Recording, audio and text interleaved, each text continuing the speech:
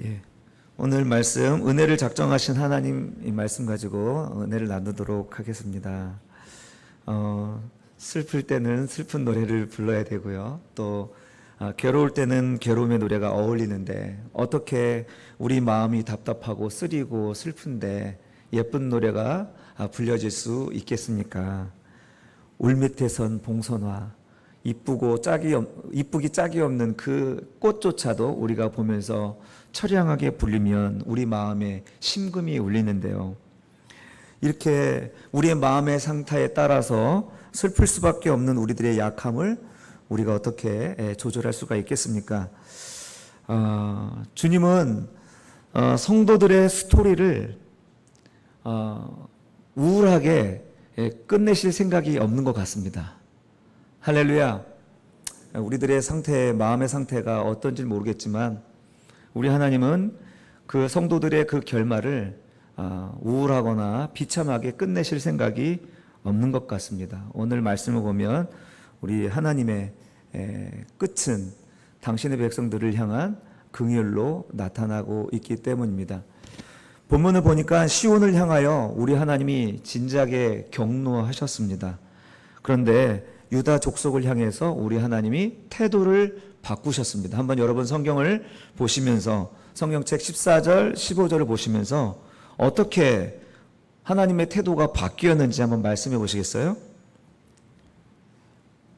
14절, 15절을 보시면 재앙을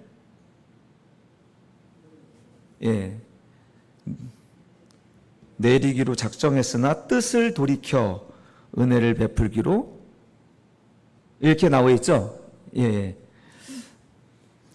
여러분 중요한 것은 원인과 결과에 따라 하나님이 일하지 않는다는 것입니다. 이 말씀에서 오늘 첫 번째 포인트는 하나님이 어떤 인과관계에 의해서 일하지 않는다는 거예요. 가령 여러분이 내가 이런 죄를 지었기 때문에 이런 결말을 됐구나. 물론 죄에 대한 심판이 있겠지만 원인과 결과 때문이 아니라는 거죠. 거꾸로 우리가 내가 이런 의로운 일을 했기 때문에 하나님이 이렇게 복을 주시고 상을 주실 거야 라고 말하는 것도 옳지 않다는 거죠. 어느 정도 긍정할 수는 있지만 언제 맞는 것은 아닙니다. 항상 하나님은 모든 조건을 충족해서 하나님의 뜻을 돌이키는 것이 아니기 때문입니다.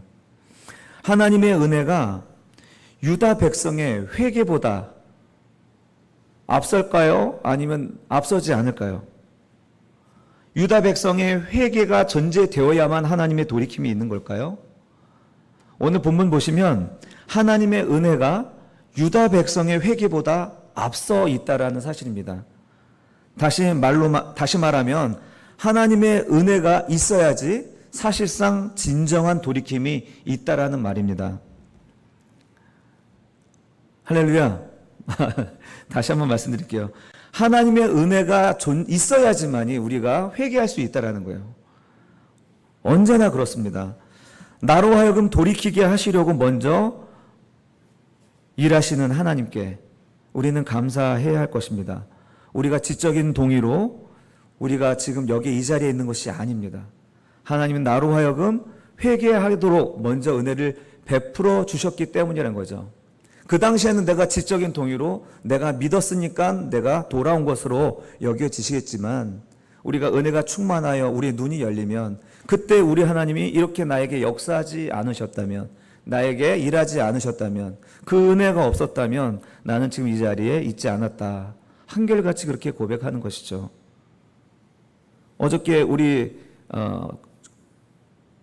정관의 그 안유민 집사님 교회 가게에서 식사를 하면서 이야기를 나눴는데 하나님께서 참 수많은 역사들을 우리 집사님 가정에게 내리셨더라고요. 그 당시에는 이것이 우연일 수도 있고 참 힘든 고통과 고난의 시기였을 것 같은데 지금 돌아서 보니까 하나님의 은혜였더라. 그 은혜가 아니었으면 이 공과대 출신이 하나님을 믿기는 어려웠을 거다 이렇게 고백을 하시더라고요. 여러분 이렇게 우리로 하여금 돌이키게 하시는 하나님 당연히 당신의 백성에게 무엇인가 요구할 권리가 있지 않겠습니까? 그분이 우리로 하여금 돌이켜 하나님의 백성이 되게 하셨으니 우리에게 뭔가 요구해도 되잖아요. 그렇죠? 그래서 우리 주님께서 16, 17절에서 우리에게 어떠한 변화를 요구하십니다. 한번 16, 17절을 한번 눈으로 보시면서 우리에게 어떤 변화를 요구하시고 있는가 한번 말씀해 보세요. 자유롭게. 점심 먹은 후니까 자꾸 이야기하시면 잠이 떠납니다. 16절, 17절.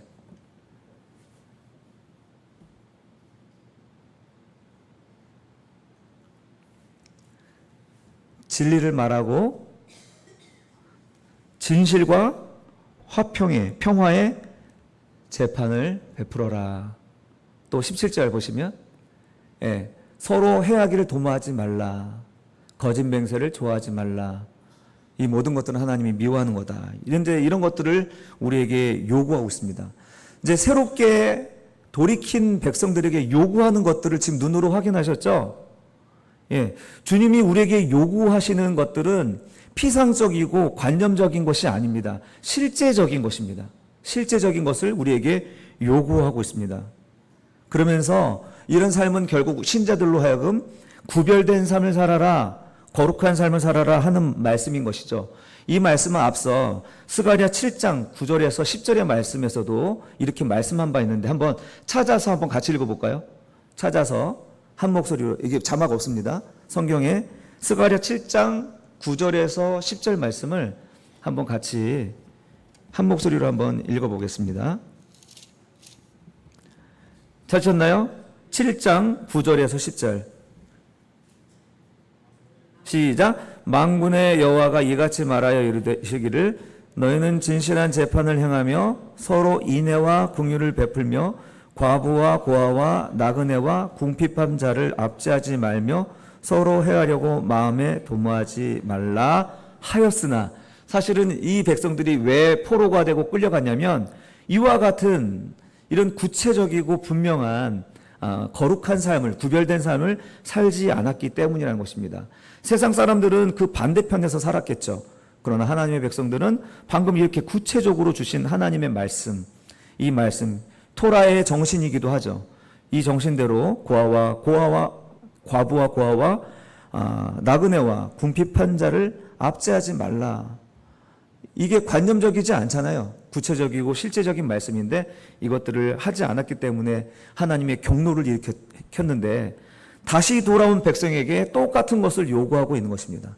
다시 돌아온 백성들에게 똑같은 것을 요구하고 있습니다. 오늘 구원받은 내게 하나님은 새로운 삶의 의무를 우리에게 부여되었음을 말씀하고 있습니다. 사랑 성도 여러분, 우리도 주님 안에서 새로운 영적 이스라엘이 되었습니다.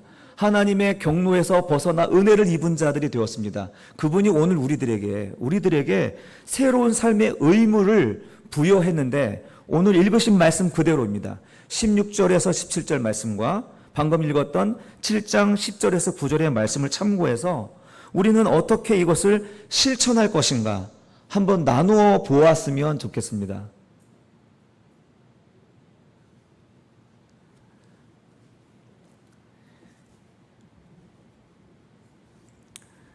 나눔 시간에 이제 요 나눔들을 이제 했으면 좋겠다는 말씀드리고요. 지금 드린 말씀은 이해되시죠? 오늘 우리도 이스라엘 백성이기 때문에 오늘 우리로 하여금 새로운 삶의 의무가 부여되었는데, 이제 구체적으로 어떤 실천을 내가 할 것인가, 내 이웃들에게 어떤 삶의 태도를 보일 것인가를 한번 결단하는 그런 내용으로 우리가 한번 생각해 보셨으면 좋겠습니다. 자, 이제 두 번째 꼭지를 보겠습니다. 하나님의 은혜가 이제 이스라엘을 넘어 이방인에게 가는 장면입니다. 이게 18절에서 23절의 말씀인데요. 먼저 18절에서 19절에서는 어떤 변화가 있냐면 슬픔의 금식이 기쁨과 즐거움과 희락의 절기로 바뀌게 될 거다라고 말씀하고 있습니다.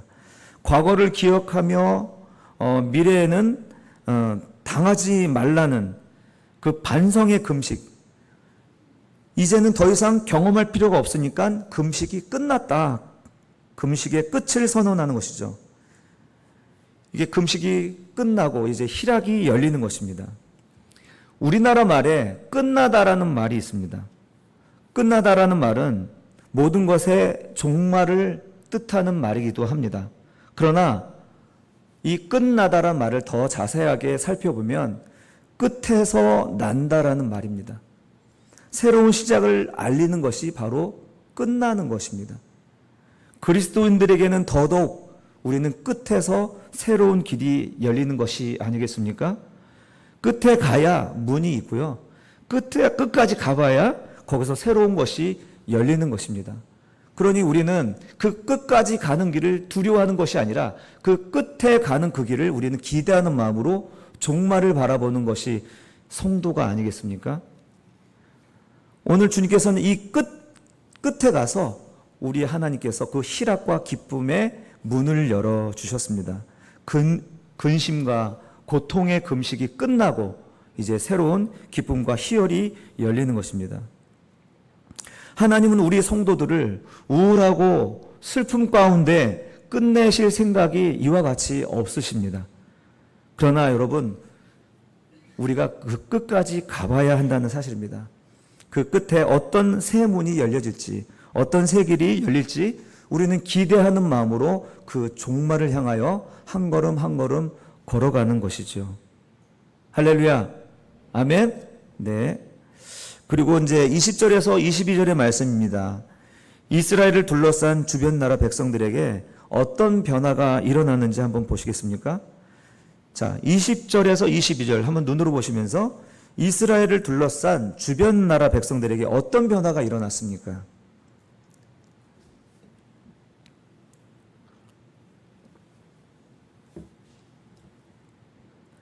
주변 나라 백성이 다시 여호와께로 돌아오는 모습을 보여주고 있습니다.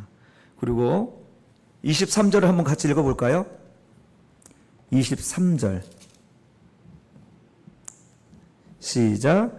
만군의 여호와가 이와 같이 말하노라. 그날에는 말이 다른 이방 백성 10명이 유다 사람 하나의 옷자락을 잡을 것이라. 곧 잡고 말하기를 하나님이 너희와 함께 하심을 들었나니 우리가 너희와 함께 하려 하노라 하리라 하시니라. 아멘. 예, 이것이 하나님의 최종 비전입니다. 애초에 하나님이 아브라함을 부르실 때에 이스라엘 유다 백성들만을 부르시기 위해서 부른 게 아니었죠. 하나님은 그의 이름까지 바꾸어 주시면서 너는 열국의 아버지가 될 거다라고 이야기하여 주셨습니다. 열국의 아버지. 하나님의 비전은 이스라엘을 통하여서 열방을 구원하시고자 하는 비전이 있었던 것이죠. 스가랴의 결말도 마찬가지입니다. 스가랴서 14장 16절 또 20절 21절에 보면은 열방이 돌아온 이야기들이 그려지고 있습니다. 하나님의 최후의 마지막 날, 그 종말의 끝에는 유다 백성들의 구원과 이방인들의 심판이 그려지지만 이방인들의 남은 3분의 1의 사람들이 다시 돌아올 것을 그려주고 있는 것이죠. 한번 찾아서 읽어볼까요? 14장 16절. 스가랴 마지막입니다. 스가랴서 14장 16절. 찾으셨죠? 시작. 예루살렘을 치러 왔던 이방 나라들 중에 남은 자가 해마다 올라와서 그 왕 만군의 여호와께 경배하며 초막절을 지킬 것이라. 아멘. 그 다음에 20절 21절 같이 읽겠습니다. 시작. 그날에는 말 방울에까지 여호와께 성결이라 기록될 것이라. 여호와의 전에 있는 모든 소치 주단합 주발과 다름이 없을 것이니 예루살렘과 유다의 모든 소치 만군의 여호와의 성물이 될 것인즉 제사 드리는 자와 와서 이 솥을 가져다가 그것으로 고기를 삶으리라. 그 날에는 만군의 여호와의 전에 가나안 사람이 다시 있지 아니하리라. 아멘. 아멘. 지금 이게 마지막에 스가랴 환상 마지막인데 세상 끝에 있어질 종말을 이렇게 그려주고 있습니다. 어떤 종말이냐? 온 세상의 이방인들이 이 유대인들과 함께 하나님께로 돌아오는 장면입니다. 어디로요? 예루살렘으로 돌아오는데 예루살렘의 성전이 좁아서 이스라엘 전 영토가 하나님의 성소가 되는 그림을 그려주는 거예요. 말 방울에까지 여호와의 성결이라고 기록됐다면 이것은 제사장의 표식이거든요. 이 곳곳에 하나님의 제사장의 표식들이 그 도시를 온 도시를 감싸고 있고 이제 성전 제사에서 쓰일 솥이 온 이스라엘 사람들이 쓰는 솥으로 말미암아 이제 제사 드리는 그 모습, 그 말년의 말세에 일어날 하나님의 회복을 이렇게 그려지고 있는 것입니다.